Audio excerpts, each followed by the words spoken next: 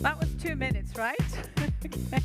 Great to see you all. I can see we have some of our excellent earlier speakers here still, and a lot of people in the room for being this time of the day. So I'm so happy to see you, and now we're really going to dig into the standardization in the global nuclear industry. And the person to moderate this is no less than Valérie Faudon, Executive Director for French Nuclear Energy Association. Give her a warm hand. Great to see you, Valérie. Bienvenue.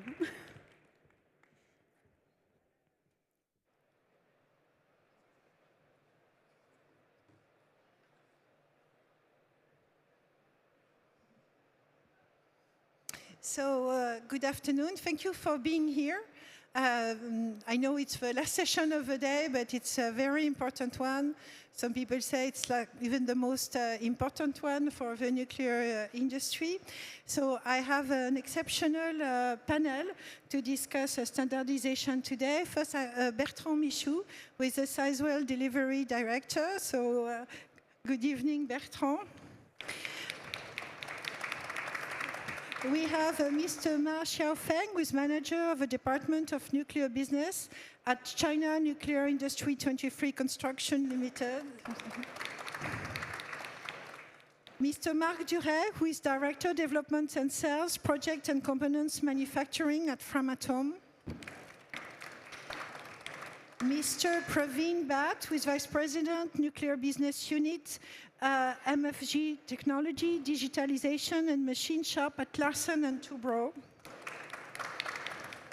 Mr. José Larios, who is Chief Executive Officer at Celeros Flow Technology.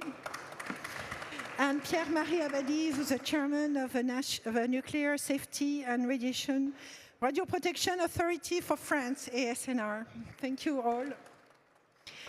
So in nuclear projects, standardization refers to using repeatable, pre-validated designs, processes, components, and management systems across multiple units or projects. So the efficiency of standardization is well proven.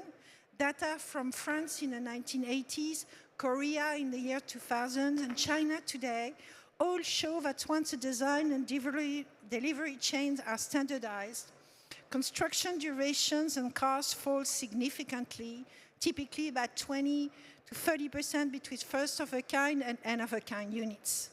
Its benefits are well documented and in industries like ours, where multiple stakeholders, systems, and interfaces must align. I would just name a few of them. Standardization of designs and licensing reduces the volume of design changes, which are proven among the main drivers of cost overruns. It enables learning effects, productivity gains, and it also allows improved project management and integration. So the purpose of this panel is to discuss the pathways for our industry to increase standardization, including the challenges we face. In particular, the potential conflicts and trade-offs between the benefits of standardization and those of continuous improvement and innovation. We all have a huge to innovate, but it's not necessarily aligning with standardization. So we have fortunate that we have an exceptional panel today because we have representatives from all parts of the value chain and several countries that will all share their perspective from their specific roles. So we'll start with Bertrand. So Bertrand, your congratulations on Sizewell for the final investment decisions this summer for the construction of 2 EPRs in the UK. So following the announcement, can you give us a few information of what is the current status of the project and what are the next steps? Thanks, Valérie, and good evening, everybody. A few words first to notice the fact that we have reached a financial close yesterday on Sizewell, which was an important milestone for us following the FEED over the summer. And it's really the result of a huge team effort from our supply chain partners, some of them being around the table tonight, efforts from the safety authorities in the UK, supporting replication, efforts from our designer, obviously, and a huge support from our shareholders, and obviously a great achievement for the Sizewell C teams also. So very, very, very pleased to be able to share that with you today. Next stages, I mean, Sizewell is a live project. We have 1,700 people working safely every day on site, working on enabling works. So key milestones and key objectives for us in the near future is really to prepare the site for the main construction. We have a huge logistic program improving the access to the site through rail, through road, through marine investments. The target obviously is to reduce the disruption to local villages and local people during the construction phase. We are progressing well on the design replication. We will discuss that later on, but the notion of replication is well understood, but it needs to be developed in practice, in documents, in substantiation reports. So we are busy doing that. And we are also extremely busy manufacturing our key components. The fact that we have the design ready well in advance enables us to de-risk the manufacture of our components. So if you visit a number of factories today, you will see a lot of Sizewell C components that are already being manufactured. And it's very nice to be able to see the benefit of replications in terms of lead time, in terms of quality, because when you work with teams who have experience, who have gained experience on Inclay Point, and you deliver the follow-on project, you really get a lot of benefits in terms of quality performance. So this is where we are at. A lot already ongoing, a lot ahead of us. Next key milestones will be J0, the common raft of the nuclear island, early 2029. Great. You talked about it, so I understand that replicating HPC is at the core of the Sizewell C strategy. So how do you implement it in practice?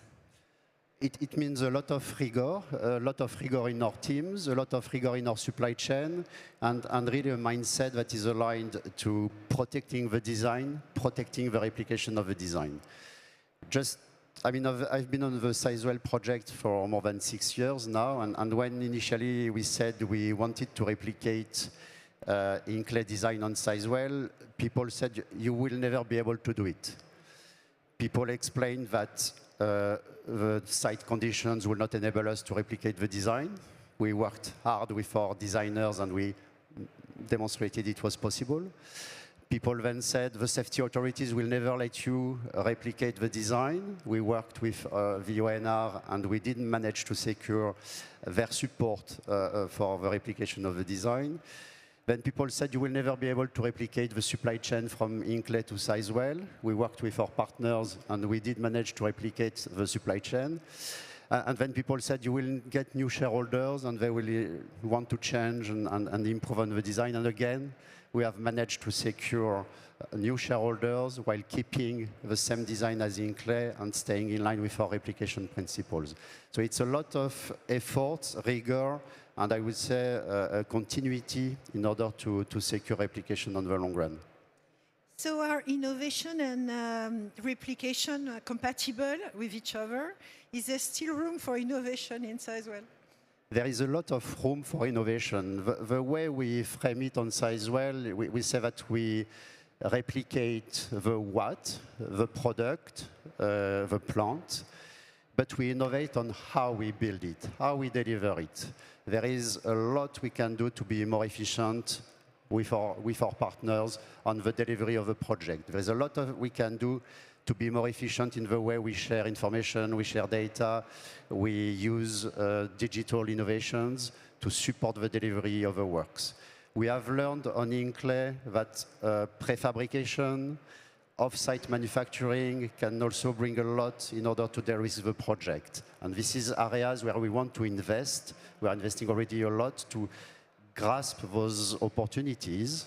And on the way we deliver the project, really there is a lot to do in order to innovate and to be more productive, more efficient and safer altogether. Well, thank you very much, Marc. So, Ms. Thomas, Good evening. So all the eyes are on China. Your country has more than 30 reactors under construction right now. And you have also demonstrated with Hualong 1, Unit 1 at the Zhangzhou nuclear power plant that you were able to complete the project in 61 months from first concrete to grid connection. So how does CNI 23's role? I understand you are a single nuclear island integrator covering civil works, heavy mechanical installation, and mechanical engineering outfitting. So how does your role contribute to faster and more reliable project delivery?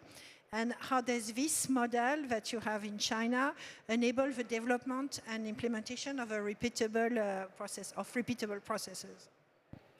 Okay. Ladies and gentlemen, good evening. Before my speech, I'd like to express my gratitude to WNE for providing this platform, allowing us to exchange insights on nuclear industry. For me, it's a true honor to be here today and take part in this meaningful discussion with the other experts together on the nuclear construction. As our host mentioned, I come from CNI 23. For those, I think, who may be curious about my company, let me give a brief picture. CNI 23 was founded in 1958. It's affiliated with CNEC Group and a very important member of CNEC. CNI 23 is the only company in the world that is focused on nuclear island construction for 40 years without any interruption. In China, CNI 3 is the only company to hold integrated licenses spanning design, manufacturing, installation, and non-destructive testing. Therefore, CNI 3 has a full chain capability to build the nuclear power plants. Especially, we can install 23 units at the same time. Okay, now turn back to today's topic, standardization. From our experience, I think the key to standardization is the digital transformation. Here, I'd like to talk about digital transformation in CNI 3. On our hands-on involvement in applying digital technology in nuclear power plants has led us to a profound conviction that is digital transformation is a crucial catalyst for advancing standardization for nuclear industry. As you know, in CNI 3, digital transformation permits every facet of our work, design, manufacturing, and construction.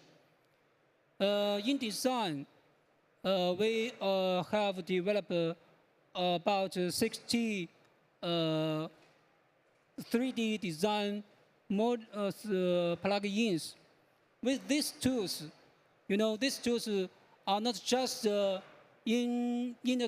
innovative, they are very practical. They allow us to compress project timeline. In construction, we also develop two digital platforms. One is refactor information system engineering, known as RISE. The other is BIM, collaborative management platform. Between these two digital platforms, all the data are connected seamlessly from design, manufacturing to construction. This integration allows us to manage each link and control project schedule precisely. So based on all of this, the important outcome is digital transformation is the key to standardization. In this way, 3923 can build a nuclear power plant with a replicable, efficient, and cost-effective model. In conclusion, I believe that digital transformation is the master key to standardization for nuclear power plants.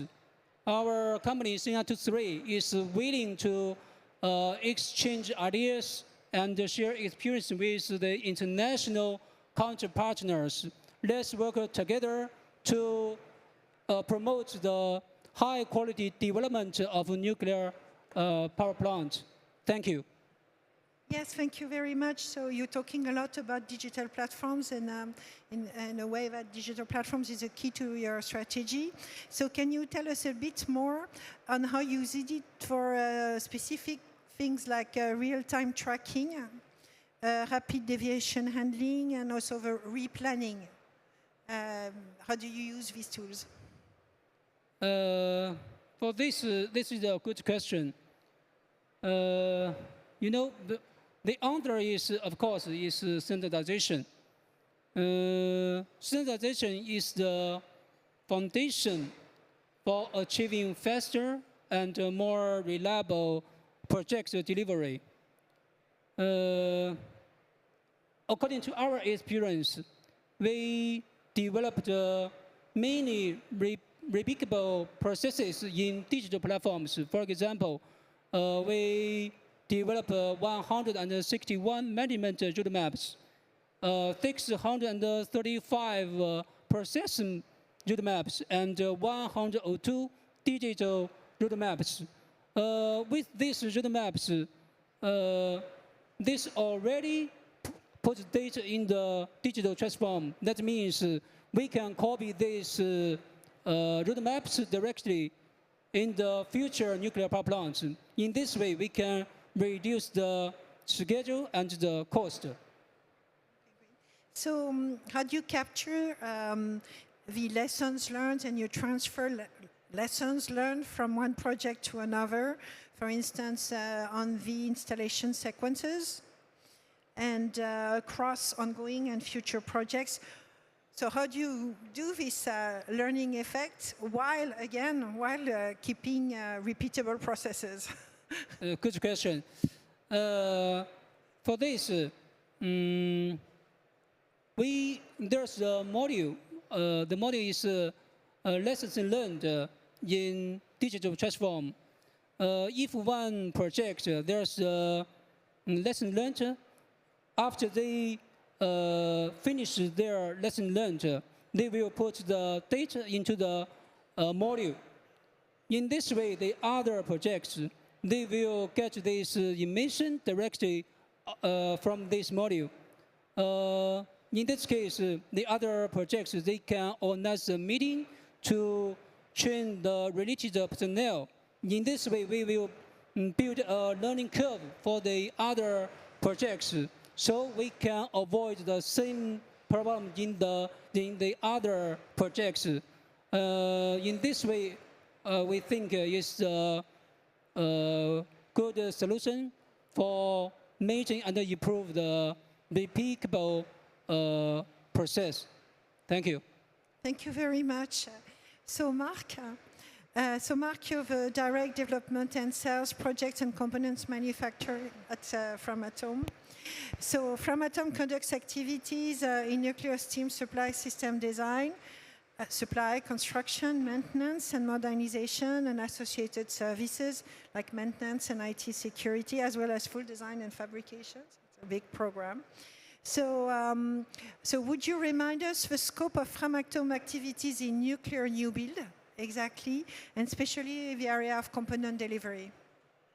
Okay, thank you, Valérie, and let me first start by a warm thank to WNE for organizing this panel. I think standardization is in every discussion in the room next door, so it's very nice to be invited to talk to the panel. So Framatome, for the last 65 years, we've been devoted to deliver safe, reliable, competitive, and low-carbon energy to the market.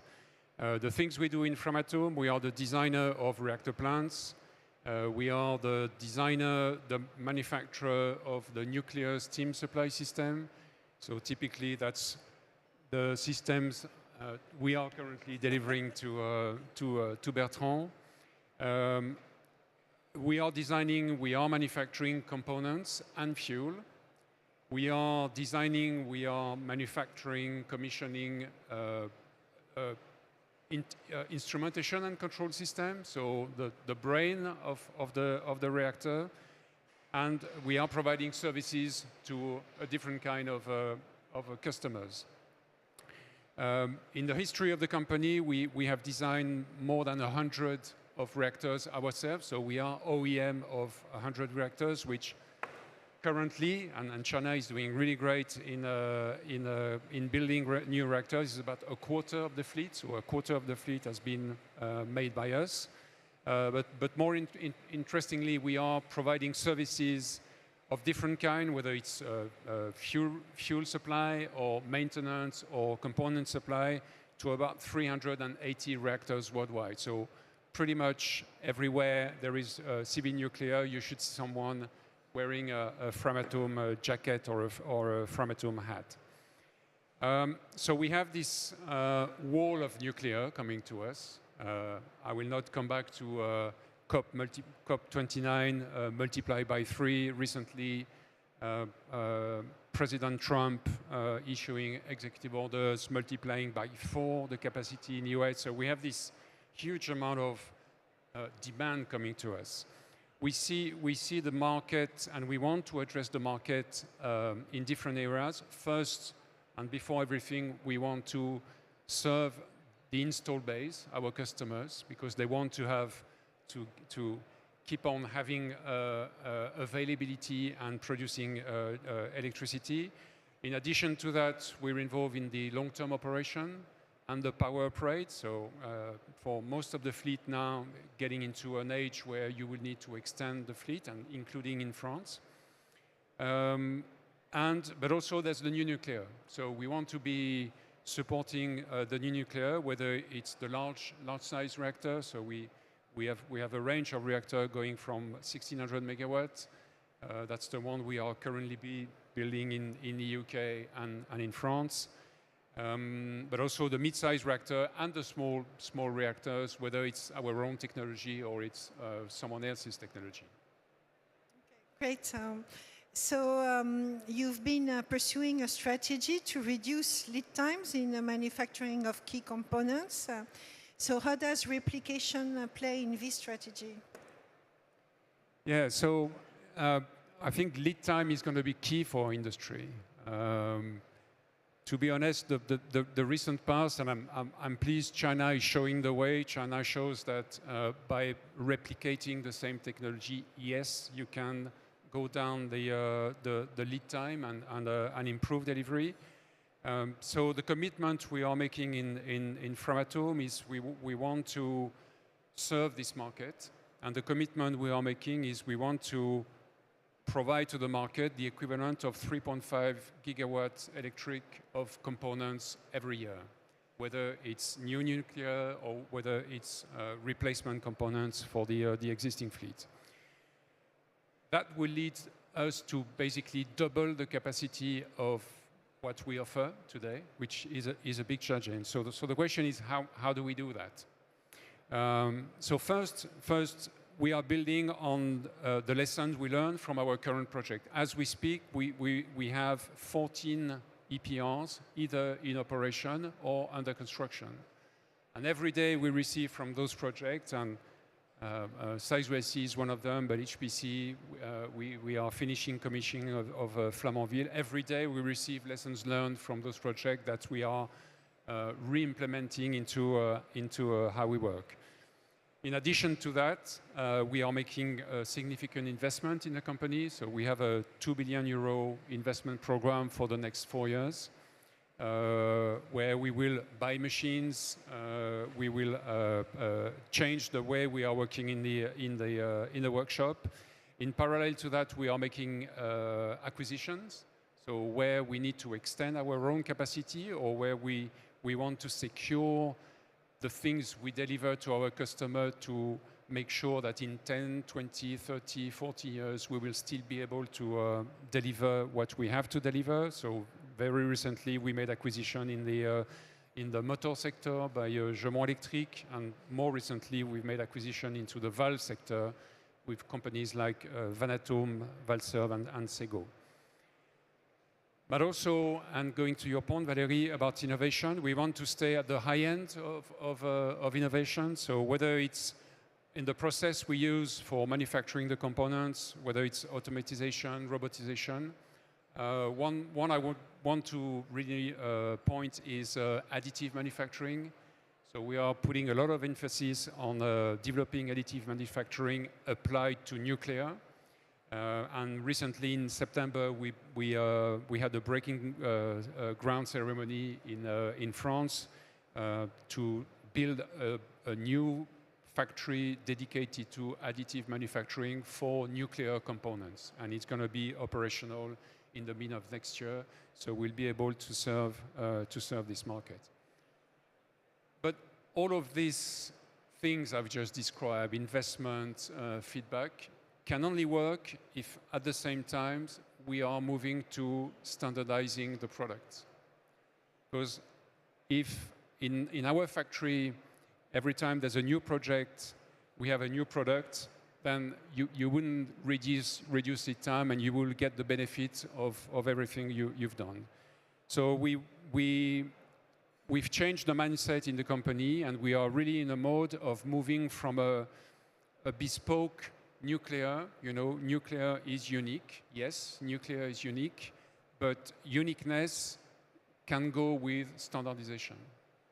And we believe it is the only way to really, and again, China is showing us the way, to really be able to reduce lead time and have a competitive nuclear. I mean, we need to have a competitiveness. It's not new, so we are looking around us, what others are doing, and if you go to automotive industry or aeronautic industry, we are basically trying to do what they are doing. So standardization is not an easy journey. If you have a big program, it's easier because you design one and you make a lot. But standardization is not an easy journey if you're in a market where you have multiple customers in multiple countries. Because standardization means you need to have an agreement between different stakeholders, the customer, safety authorities, local regulation, and to be honest, the manufacturer ourselves. So we need to create the largest common part of requirements to all our projects. And it's easy to say, but it's not easy to do. So that when we go to a new country with a new customer, with a new regulator, we will have only to adjust this standard part to the local regulation, local requirements, and the customer requirements. But the most important for us is this should not change the way things are done on the work floor. Because if you change how things are done on the work floor, then you take the risk of not getting on the learning curve. And Bertrand said, we can see now in Sizewell C that repeating the same, increasing quality, reduces non-conformances, and eventually reducing lead time and reducing costs. So you talked about the challenges you have encountered implementing this replication strategy. So, and some of the solutions that can be found, but how do you address these challenges? So easy to say, difficult to do. So the things we've learned on our past recent projects, so Finland, France, United Kingdom, I can summarize them, the things we've learned in 3 points. One is, don't start if you're not ready. And if you think you're ready, think again. And that's what we've learned in the recent project. I will not comment in the recent project. We can see the benefit of being ready, and to be honest, how we've managed the UK program is pretty good in that sense. We're very pleased with the discussion we have with ASNR in France in preparing the EPR2 program, because you want those programs to be set at the beginning and then no change. So that's the learning number one.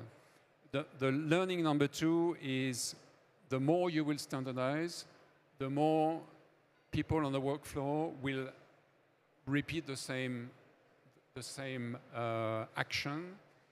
And the more you repeat the same action, immediately you will see your non-conformances going down. And it's very visible in the recent past. I must say, we are really excited with Sizewell C, because Sizewell C is the first time in probably 30 years that we are repeating exactly for one project the same scope we did for the previous project.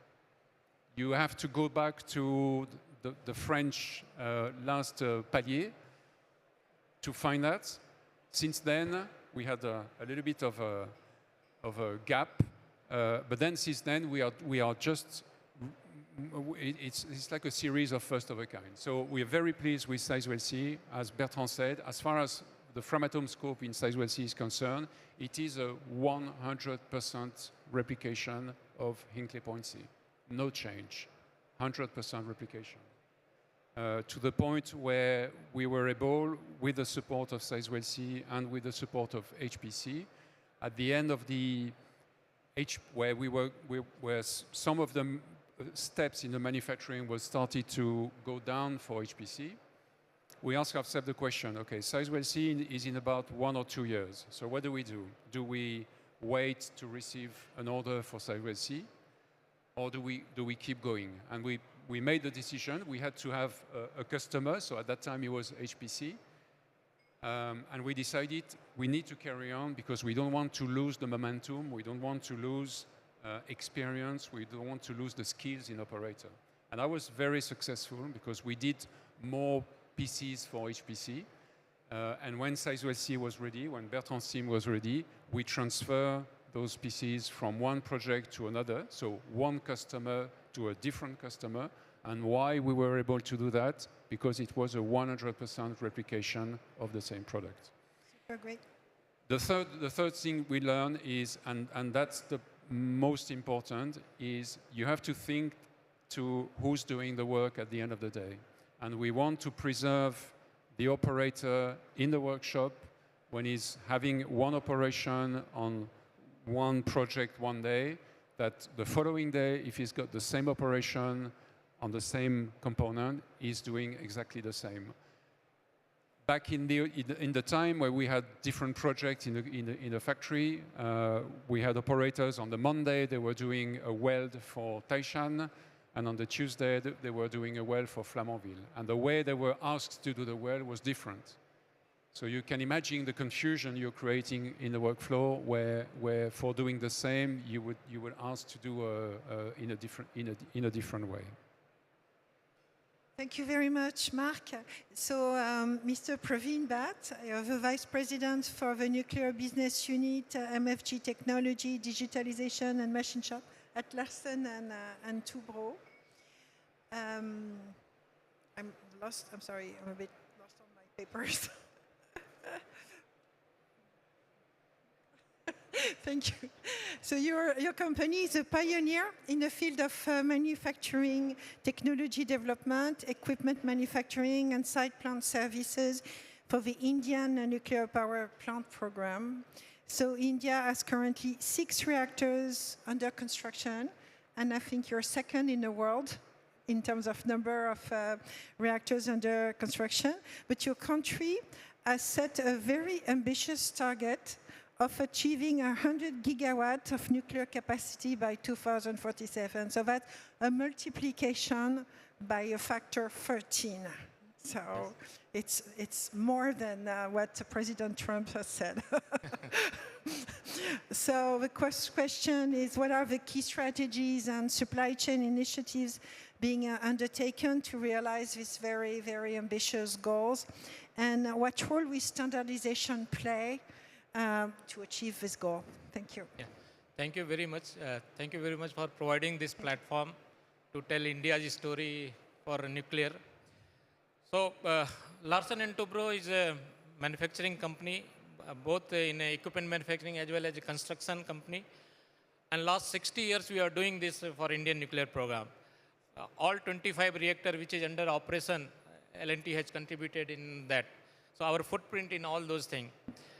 And India, you are correct, India has taken very ambitious target of 100 gigawatt in 2047. So last 50 years we built 9 gigawatt, and next 22 years we are saying 100 gigawatt. And there is a need of this target. You know, even though India is like third largest electricity generation country, but our average consumption of per capita consumption is less than half of the average, global average. If you compare to developed country, when it is like 1/5, 1/7 of those consumption. So it's a huge country, lot of demand, and is an emerging country. Like they are targeting to become developed country in 2047. So we need lot of energy. Same time, we are focused on sustainability and clean energy. So there is a role for nuclear. That's how it is selected that we'll be doing 100 gigawatt by 2047. And so there is a place for both Indian technology, which is Indian PSWR, LWR, as well as SMR.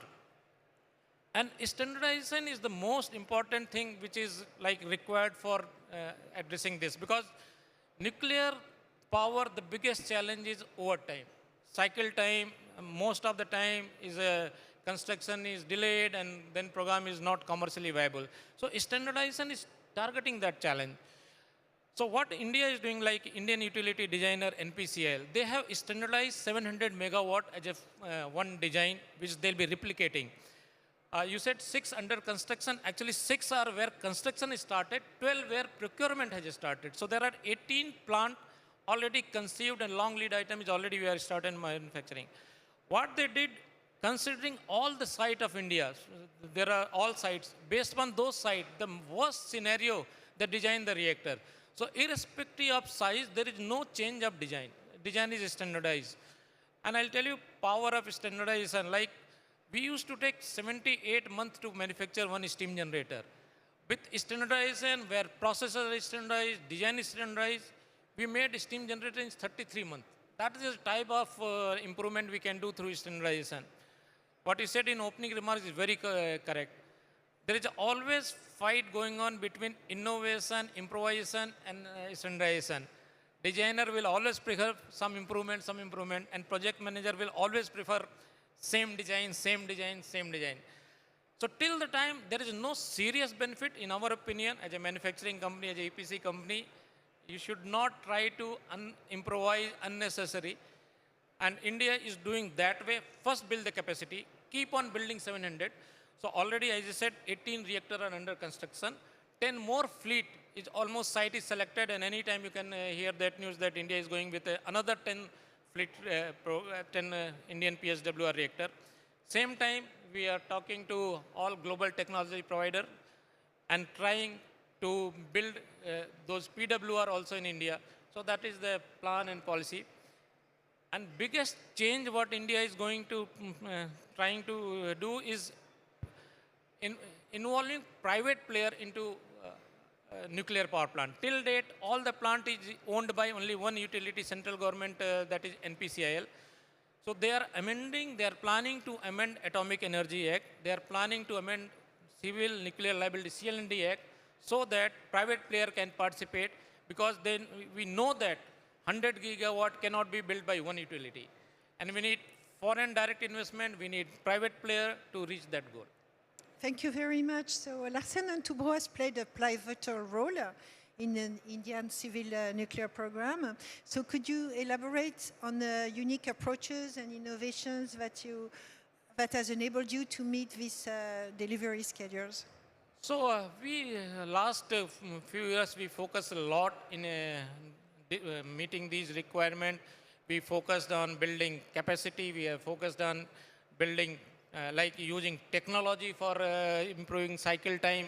Lot of focus on training and retaining the talent, which is very, very important for nuclear program.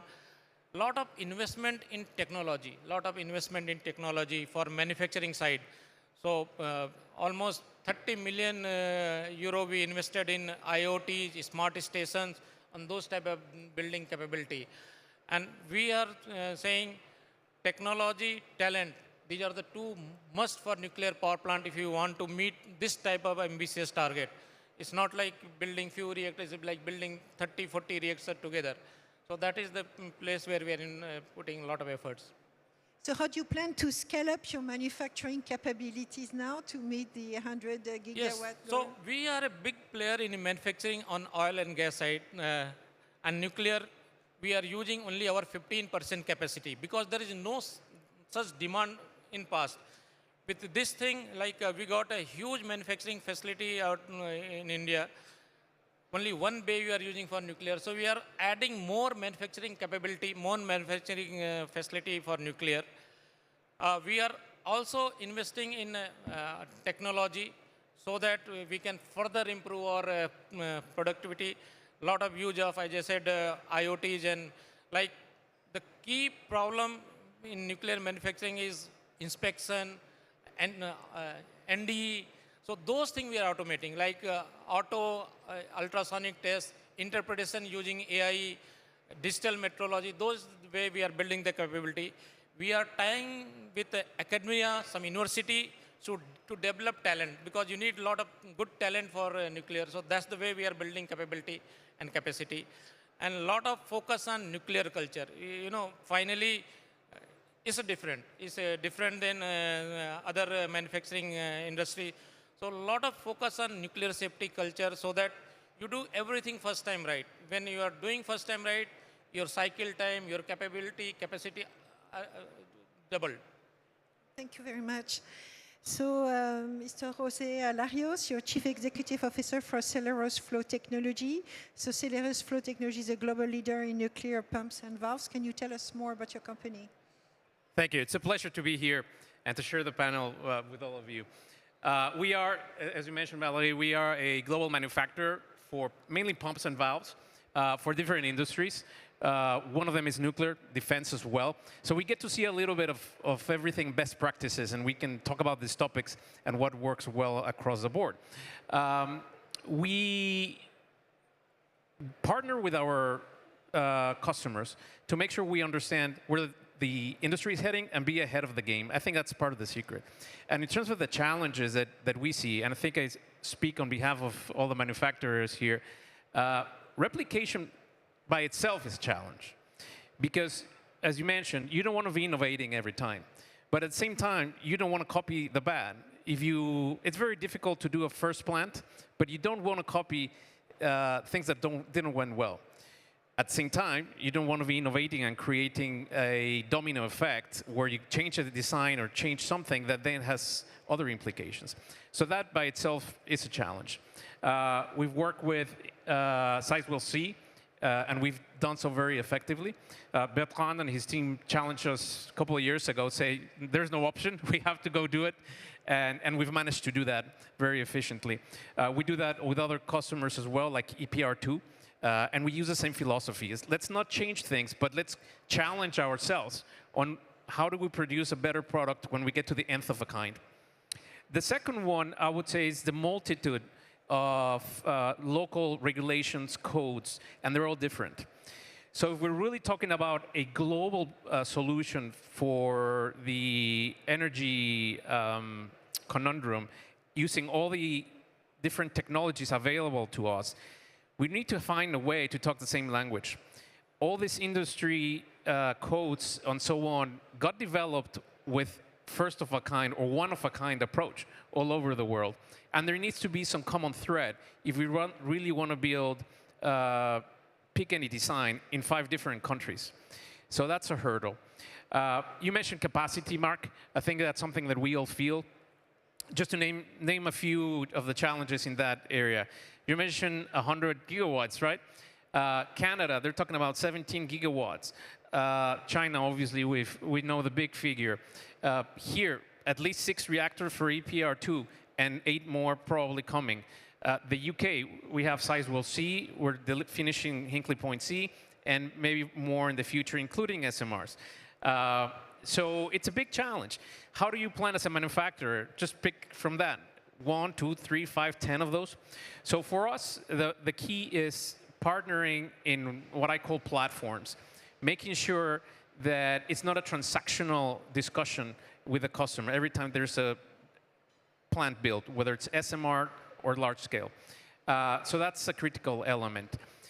The other one is the constant balance between localization and cost.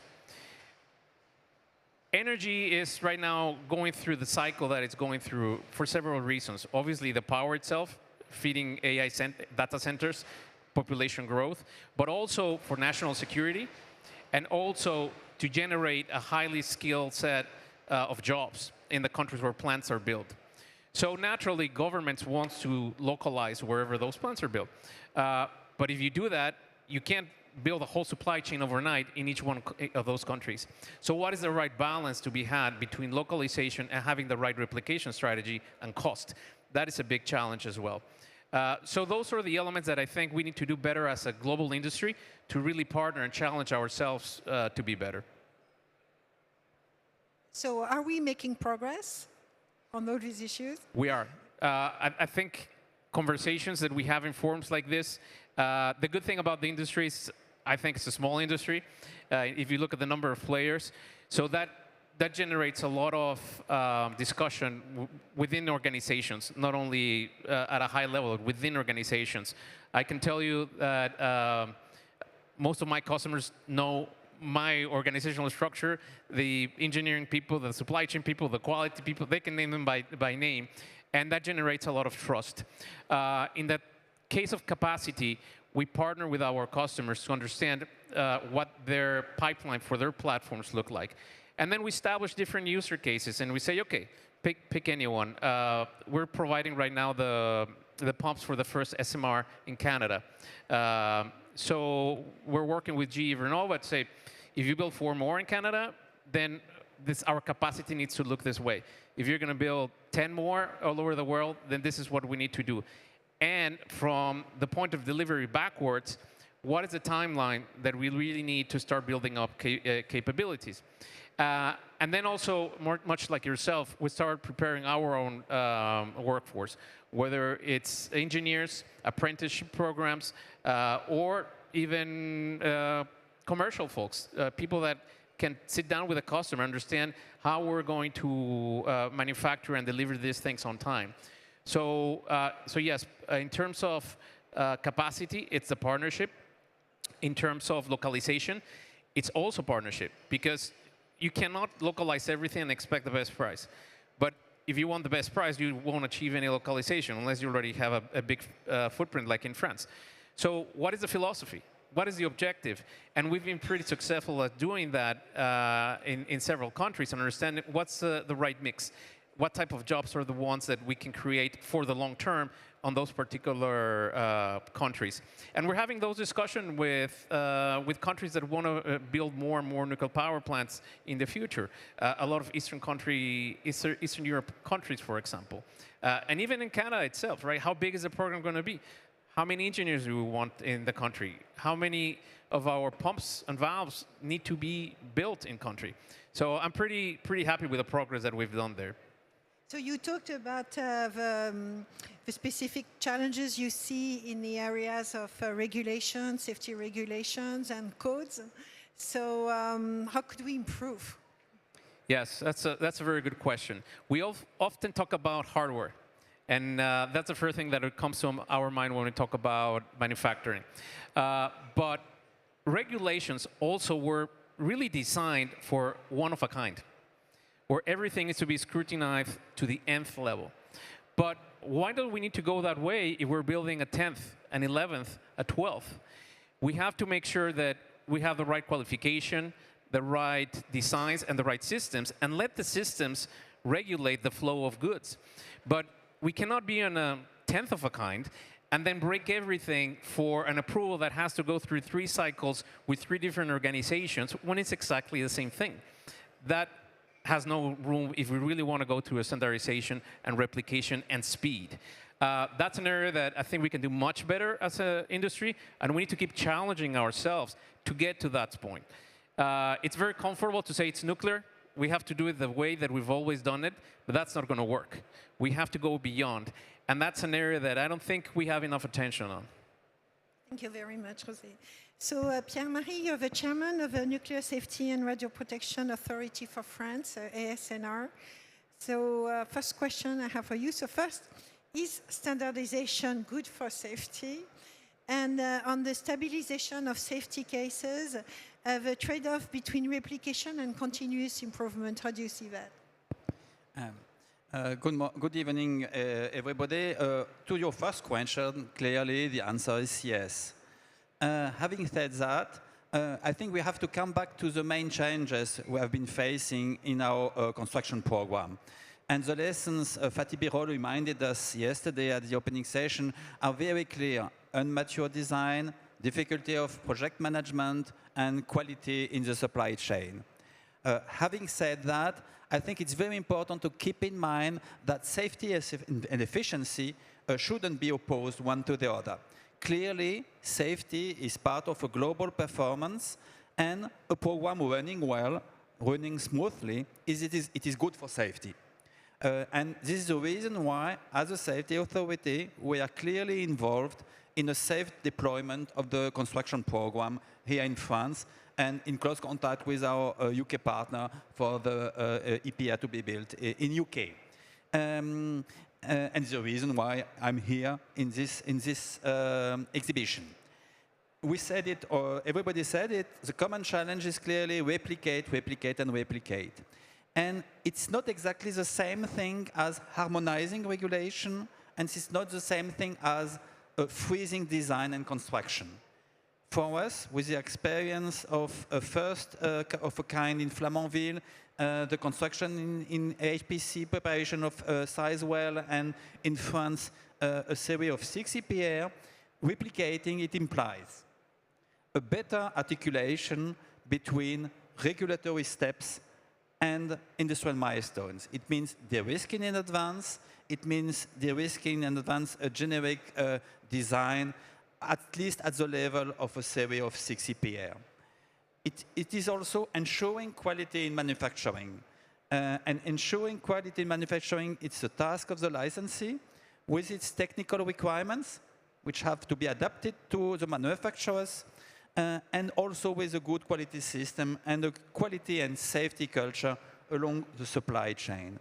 And it is also stabilizing the technical referentials. The technical referentials are not written by the safety authority, they are written by the engineering departments within the licenses, and it has to be a balance between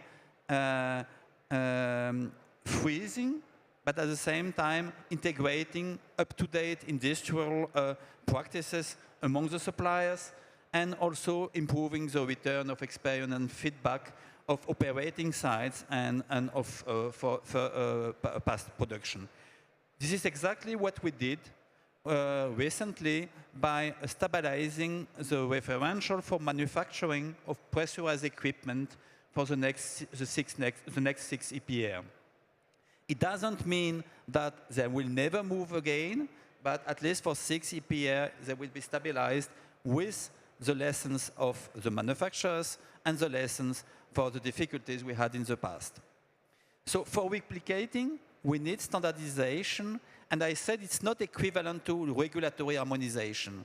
Of course, we may later maybe discuss about it. We are all trying between safety authority to increase exchange dialogue, and we did it typically with a stress test after Fukushima, but harmonizing will always have a limit. And it will have a limit because we have to think together globally, but we're regulating locally.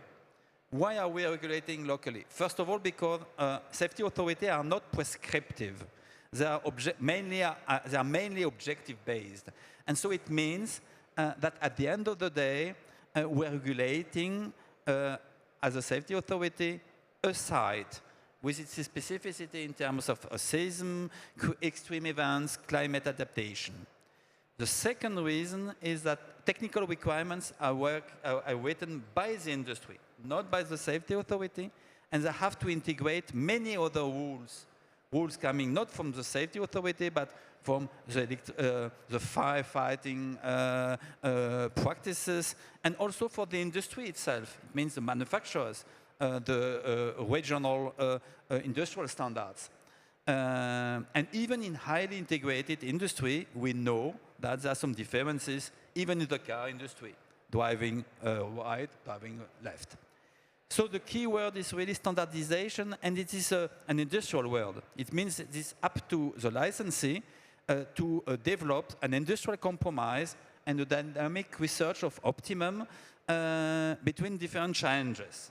From a safety point of view, a safety perspective, it's clearly a balance between being enveloped of all the constraints, the side criteria possible in terms of seism, in terms of climate change, in terms of extreme events, and remaining cost-effective and competitive. So it will never be one fits all.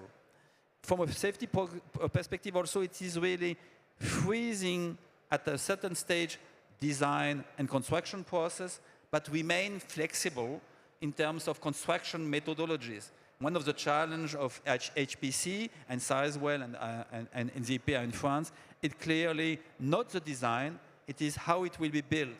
We were talking about modular construction.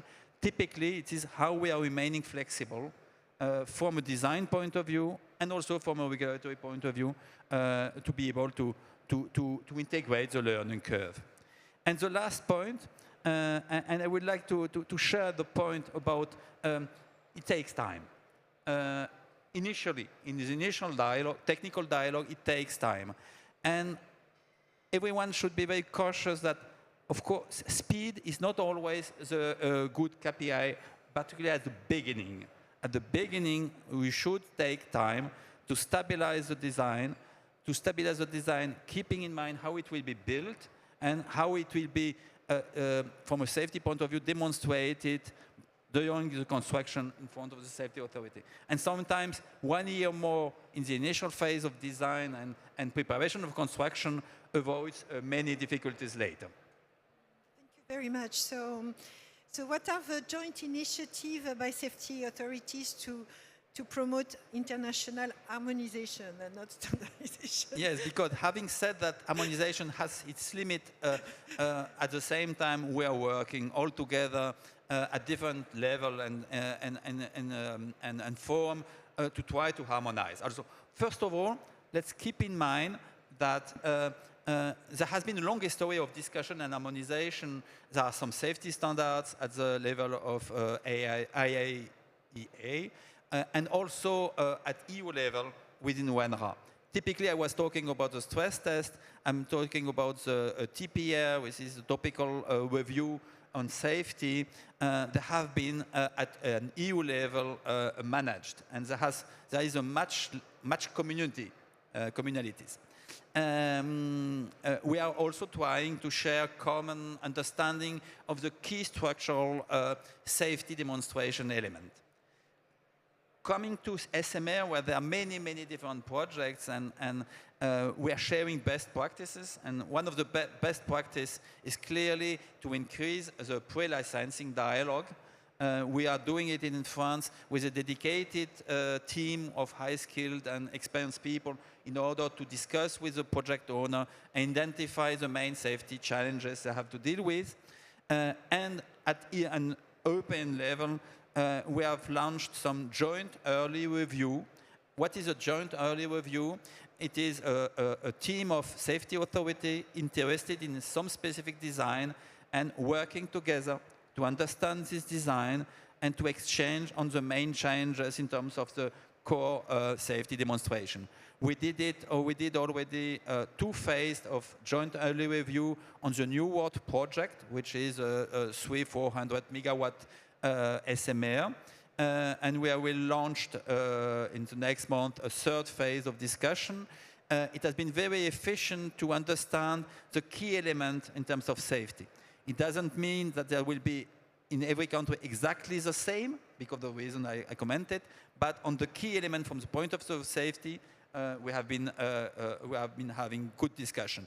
And we will probably have to launch similar discussion with other type of reactor. I'm thinking of heat generating reactors which are candidating on different countries. And as soon as we have the same project, it is very natural for the safety authority to discuss all together about the challenges we are facing. You also mentioned the role of national non-nuclear regulations, like fire safety, which I think was an important factor in the UK.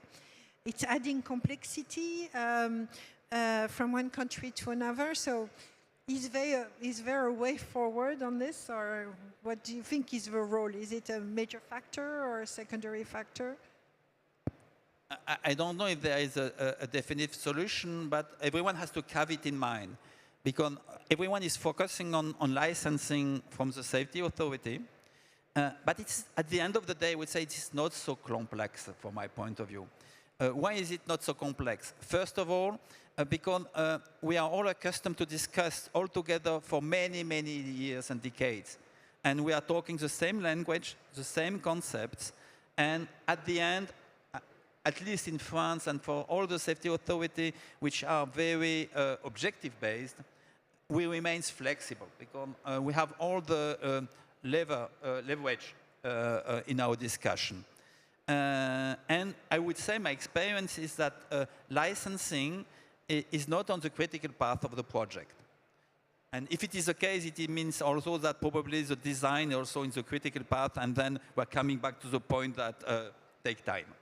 But there are many other requirements, and at least at EU level or in UK, it's the same, I think. There are many national, I would say, transverse regulation, environment, labor, health rules, which are very national, or so for some of them, labor typically, or are harmonized at EU level, but are really complex. And typically, all the regulation concerning environment, the Habitats Directive, and environmental assessment, they are really essential. Typically for every project which would be on a greenfield and which will be on a new site. Probably different if you are investing, constructing on an existing nuclear site. But if it's a new site, clearly the environmental side part is really challenging. And the other part is what I would say all the regional technical regulation or rules or standards. Some of them are coming from the administration, but some are also coming from the industry itself. The way that the electrical installers are working is not the same in UK, in France, and in other countries. And so you have also to keep in mind, and when we are talking about standardization, I think it's really that the design, the way it is constructed, should make it possible to integrate those different standards, which is clearly what has been done in the car industry. In the car industry, they're integrating many different standards linked to national markets. So now I have a question for all of you, which is a quick roundtable. So what are you expecting from your stakeholders to be able to standardize more? So Bertrand? I mean, and we understand it through the discussions we have had. It's really a team achievement. I mean, we cannot succeed in replicating one project on another, or the design from one project to another, without the commitment of all the parties. So for me, it's really an expectation of alignment and consistency in the approach. Because as Mark said, I mean, it's easy to set the principle. It's really on the long term. through the detail of the design, the manufacturing, the construction, that we really deliver the benefits of it. So it's consistency and alignment that for me is really key. And it's a team achievement. Mr. Ma? For this question, my answer is, all the stakeholders, they should put on the same page. That means they should have the same ideas, same long-term goals on the standardization. That means the stakeholders, they should have their long-term vision on how to do the standardization. And they also should have the positive attitude. In this way, the stakeholders and us, we can work unified to drive the standardization toward successful. I give an example here. In Standardization 3, we want to do the standardization. We have established a digital department. This department is responsible for recognizing and confirming the high repeatable and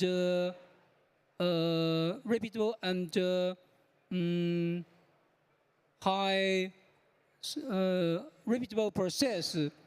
When we confirm this, just like I say in my speech, we can copy this repeatable process in the future nuclear power plants. So in this way, from my point of view, we should have the long vision of this standardization and have your organization how to do this. That's my perspective. Thank you.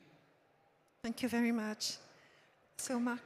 My expectations would depend on the scenario. If you are on a long fleet, like luckily we are with EPR2 and luckily we are with the UK program, the expectation I would have, and we just heard from a ASNR, is take sufficient time before you start to understand the requirements, make sure they are properly implemented in how you're going to deliver, and then don't change. No change. You just repeat the same. When it's not a long program, that's where it's getting difficult. Because then you have, when you're engaged with a new customer in a new country, somehow what I would expect is this new customer, the new country, the regulator of the new country can give credit to what has been done before. So look at how things are done on other projects, could be in UK, could be in France, could be anywhere else, and give credit to that, and do not come with your own view, otherwise we will go for another first-of-a-kind project. Yeah. So, as a manufacturing company, our expectation from a stakeholder, as I said, from technology provider side, we expect minimum changes in design and specification. But most of the time, standardization is linked to design. But it's not only standardization of design. Equally important is standardization of manufacturing processes. So from our supplier, from our manufacturing faculty, we expect standardization of process. And many times it's not possible to standardize the process, then very robust change management process. So that when you are changing anything, there should be very, very critical analysis of the changes, so that you are not landing a problem. Most of the time we are finding that delay happens because of changes, even if it is for good. So very strong change management process is required. And what he said is very correct. Initial stage, if you are changing cycle time, it will be delayed. So it's better to plan and go slow, which will be you'll be getting benefit at later part of the program. So standardize the design, standardize the manufacturing process, and if at all you need to change the processes, it should be very, very strong change management process. Thank you. Thank you very much. As I said before, this is a team sport, right? And we can only achieve all our objectives if we're aligned with our customers and stakeholders. We are all part of larger projects, but we sometimes use the same supply chain, right? So understanding the priorities for the whole project is very important. We've done that with Sizewell C. We're doing that with EPR. And that has really helped us understand how do we have to change our own operations to accommodate to those priorities. If you look at projects from a separate perspective, each one will have its own project schedule and whatnot. The reality is that we need integrated project management or a project schedule that looks at the interconnectivity between all of them. And that includes suppliers, and that includes the priorities of our customers. So to me, that's the key. It's transparency on scheduling, transparency on capacity, and on conflicts on the whole value chain. To give you an example, next year, 2026, our throughput through our factory here in France is going to be 3 times what it was last year. So in 2 years, we're tripling the amount of product that goes out the door. And we can't do that in isolation. We had to do that together with our customers and our supply chain as well. Pierre-Marie? Yes, if I had 2 expectations, I would have one for the engineering within the licenses. They have really to make things more simple. Too often we are confronted with technical choice on the field that seems to make no sense or to be very complex, and that presented as necessary to fulfill our requirements and our safety objectives. And they are surprising, they are not proportionate, and they are clearly not a request by the safety authority. So make simple, I'm perfectly aware that the make simple, it is complex, and it is a very holistic challenge, but it is also to be together a bit interrogative. When it seems to be nonsense, then let's say it and let's discuss it. And the second expectation, it is for the licenses and for the supply chain. If we want to succeed in this program of construction, we really need to have safety and quality culture all along the supply chain. It is really a challenge. We are all mobilized, the licenses, the manufacturers, and the safety authority. We need a good qualification, we need good supervision, and we clearly need good technical requirements from the licensee towards the manufacturers to fulfill the requirements and the safety objectives. And it is really a common challenge if we want not to be confronted with a defect or misquality in the manufacturing and the construction, and this is when the things starts to be complicated. Thank you very much. So last question for all of you. We talked about what you expect from your stakeholders. And you also mentioned how you were working on replicating in your own organization. So how do you want to go further in your own organization to replicate? I think the message we are trying to share internally is based on one of the project values, which is humility. We inherit a design that has been proven through Inclay. We benefit from the experience of our supply chain, so we need to be humble enough not to reinvent something more complex than what we are getting through the previous project. So this is really the kind of motto I try to share with the team. Great. Mr. Ma? From my point of view, the solution is we should focus on the digital transformation, just like I said in my speech. With this digital transformation, we can standardize the process and give more digital measurement.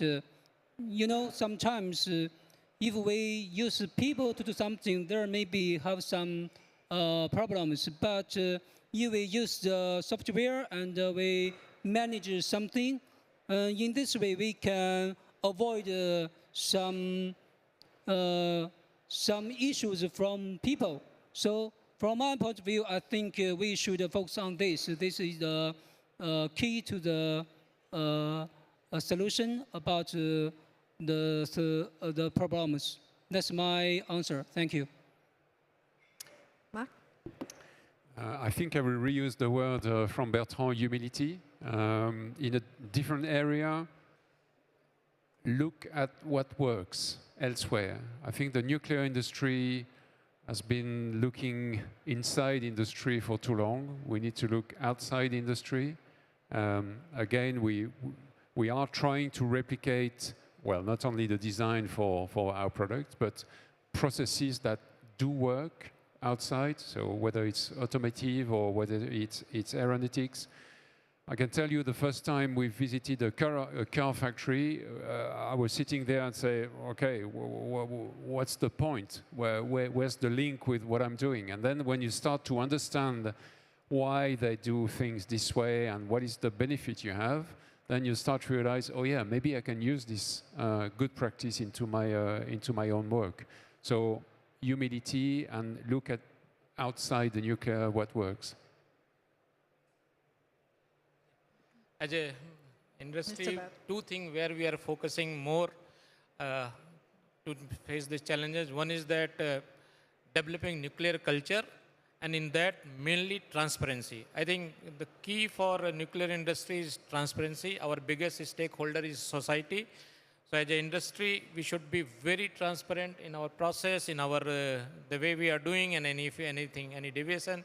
So we are building that culture of transparency. A second thing we are focusing a lot is the use of technology. As an industry, I think other industry, as I said, you should look outside other industry, how they are doing. And we cannot keep nuclear industry also away from technology. So new emerging technology we must use. All regulator, designer, manufacturing company, they have to come together to see that as an industry we are getting benefited from this technology rather than keeping those technology away, and we are saying we should do the conventional way. We know that stake is very high in nuclear, but same time, I think this technology can address those concerns. Thank you. Mario? For us, it's very simple. We have facilities all over the world, and we have different levels of maturity on those sites. We have sites that have been doing nuclear work for 50 years, and we have sites that we have been preparing for this renaissance. Having been in the nuclear industry maybe 4 years, right? So it's a big delta on that. But that should be transparent to the end users, totally transparent. So the challenge that I've given my teams is that we all have to be operating at the same level. So the teams in plant A that is fairly new, 4 or 5 years into it, needs to operate at the same level that the people that have done it forever. So we need to learn from those experiences, make sure they are standardized, they're documented procedures all across, and again, it's transparent for the whole operation. And that's been our focus in the past few years. And to finish from the point of view of the safety authority, the three main tasks that we have to do to help replication is clearly continue to stabilize technical referentials that for those that we have to assess and validate, as we did it for the pressurized equipment.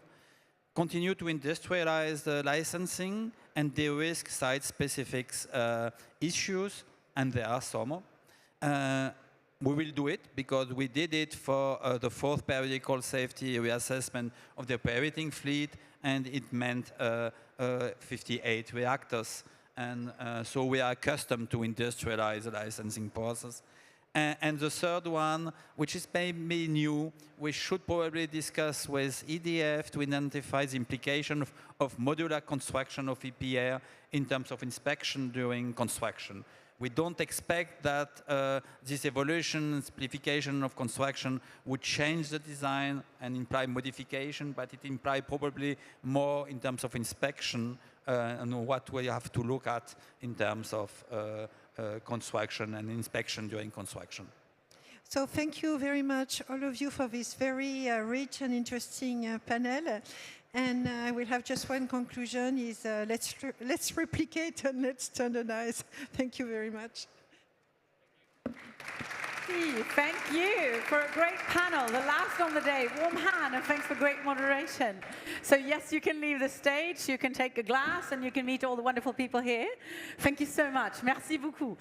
And for you who still are in here tomorrow, you have to be here. I'm going to look at everyone on you now and say, 9:30 tomorrow morning, you'll be here, right? So, because we have a great session coming up then, it's Beyond Technology, engagement as a strategic enabler for success. You want that in your life, don't you? Okay, guys, have a nice evening, all of you, and hopefully see you 9:30 tomorrow morning. Thank you for today at WNE 2025. See you tomorrow. Bye-bye. Merci.